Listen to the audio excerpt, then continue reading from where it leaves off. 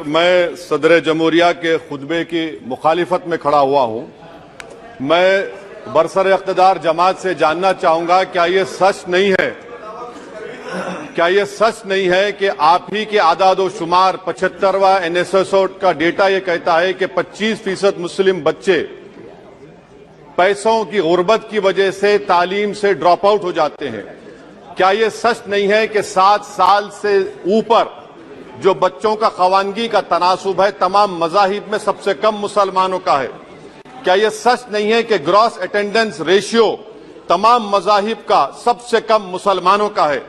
क्या यह सच नहीं है कि सबसे कम एनरोलमेंट जो होता है वो मुसलमानों का है? क्या यह सच नहीं है कि AISHE की रिपोर्ट ये कहती है कि हायर एजुकेशन में मुसलमान का तनासुब 5% से 4% पर आ चुका है? और ये सरकार इन तमाम आदादो शुमार को देखते हुए, इनके आदादो शुमार को सामने रखते हुए सदर जमहूरिया के खुतबे में लफ्ज अक़लियत का, माइनॉरिटी का जिक्र भी नहीं किया गया, जो भारत की आबादी का 19% का हिस्सा है। ये इनकी मोहब्बत है अक़लियतों से और मुसलमानों से।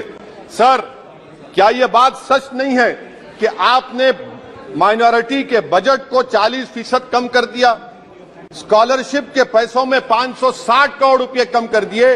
ये आपकी मोहब्बत है जो नफरत की निशानी बनती है। नरेंद्र मोदी की सरकार ये नहीं चाहती कि अक़लियत और मुसलमानों के बच्चे तालीम याफ्ता होकर इस देश को मजबूत करें। वो उनको हमेशा गुर्बत और नाइंसाफी का शिकार बनाकर रखना चाहती है।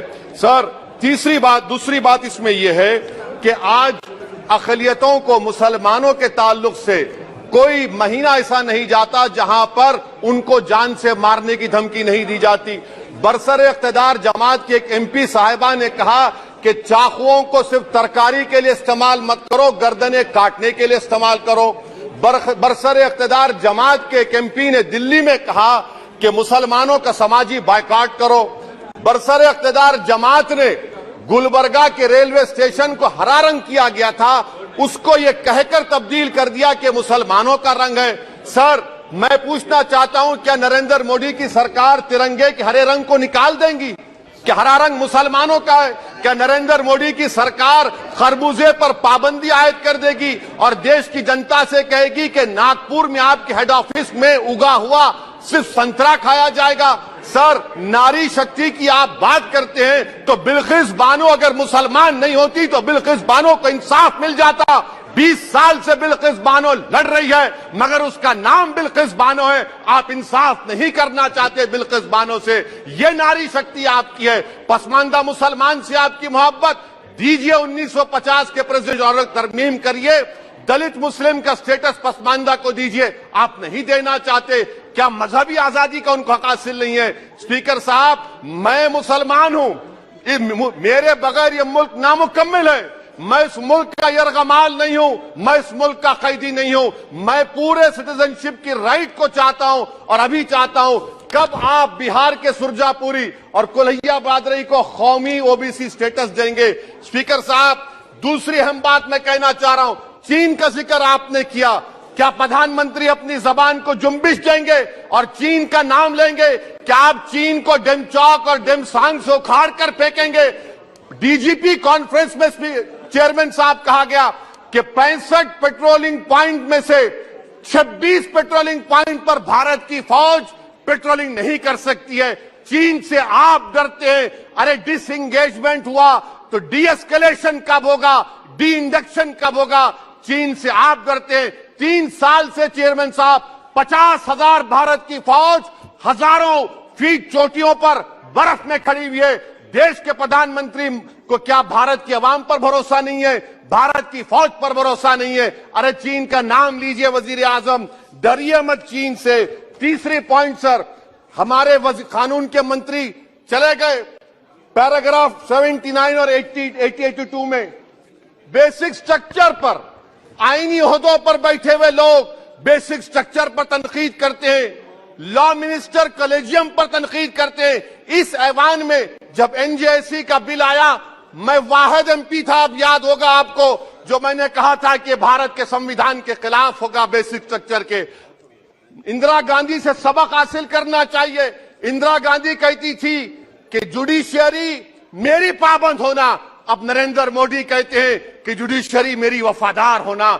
इंदिरा गांधी ने 42nd अमेंडमेंट किया, देश की जनता ने इंदिरा गांधी को इख्तियार से बेदखल कर दिया। आप वही इंदिरा गांधी के इराक को ला रहे हैं।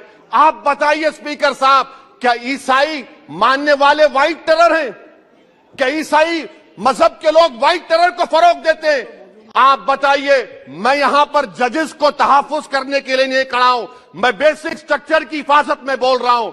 मैं अदलिया की आजादी के लिए खड़ा हूं, मैं एग्जीक्यूटिव की आजादी के लिए खड़ा हूं, लेजिस्लेचर की आजादी के लिए खड़ा हूं। चेयरमैन साहब, कोर्ट का काम यह नहीं है, जजेस का काम यह नहीं है कि नरेंद्र मोदी सरकार की मदद करे। अदलिया का काम यह है कि इस देश की कमजोर और मजलूम आवाम से इंसाफ किया जाए। चौथा पॉइंट स्पीकर साहब, यहां पर एक बड़े सरमाएदार का जिक्र किया गया है। क्या यह बात सच नहीं कि कांग्रेस और बीजेपी ने ओलिगार्क्स को पैदा किया? आप दोनों ने मिलकर ओलिगार्क्स को पैदा किया। आज इसी वजह से 60% मुल्क की दौलत 1% जनता के पास है। आप दोनों ने बैठकर मलाई खाई और गरीब और नौजवान पिस रहा है। अरे बताओ, ये जो 28 लोगों की लिस्ट है जो देश का पैसा खाकर भाग चुके हैं या बैठे हुए, उसमें कोई मुगलों का नाम है क्या? कोई मुगलों का नाम नहीं है, मगर आप उस पर कुछ नहीं बोलेंगे। संडेस राज कंपनी 15,000 करोड़ नाइजीरिया और केनिया की कोर्ट में जाकर कहती है कि हम हिंदू हैं, भारत को आएंगे तो परसिक्यूशन होगा। आपने कोर्ट में कुछ नहीं कहा, वहां पर SIT आपने बनाई। मगर शुक्र है, मैं लाइटर वेन में कह रहा हूं कि हाइडनबर्ग अगर यहां होता तो UAPA लग जाता उस पर। और सर, मैं नरेंद्र मोदी सरकार को मशवरा दे रहा हूं लाइटर वेन में कि ये अंग्रेजी का अल्फाबेट ए बड़ा अशुभ है आपके लिए। AA को आपने कहा कि बेटा फाइटर एयरक्राफ्ट बनाओ, बैंकरप्ट हो गया। अब कैपिटल A को आपने 17 इंडस्ट्री दे दिए, हम पूरे विश्व में मार्केट कैप हमारा 5वें नंबर पर आ गया। सर, देश के प्रधानमंत्री से बताना चाह रहा हूं कि वजीर दाखिला का नाम भी ए से शुरू होता है। मैं खत्म कर रहा हूं। मैं चेयरमैन साहब, मैं सरकार से पूछना चाह रहा हूं कि क्या जनवरी 2024 और फरवरी में क्या यह सरकार थर्मो न्यूक्लियर ब्लास्ट करने जा रही है? कि आपने हमारे अतराफ में देख लिया कि उसके अवाक़िब और नताइज क्या निकलने वाले हैं? चेयरमैन साहब, मैं आपको बता रहा हूं कि चीन के बारे में क्या हमको BBC की रिपोर्टिंग की जरूरत पड़ेगी, जिस तरह 2002 गुजरात के बारे में कहा गया। स्पीकर साहब, अक़लियतों के बारे में, मुसलमानों के बारे में एक शायर ने कहा था, आग से आग बुझाने को कहा जाता है, जख्म पे जख्म खाने को कहा जाता है। हम वफादार है बताने के लिए, हमको अपना सर कटाने के लिए कहा जाता है। सर, देश के प्रधानमंत्री पूरे फॉरेन टूर में जाते हैं, वहां पर गांधी का नाम लेते हैं।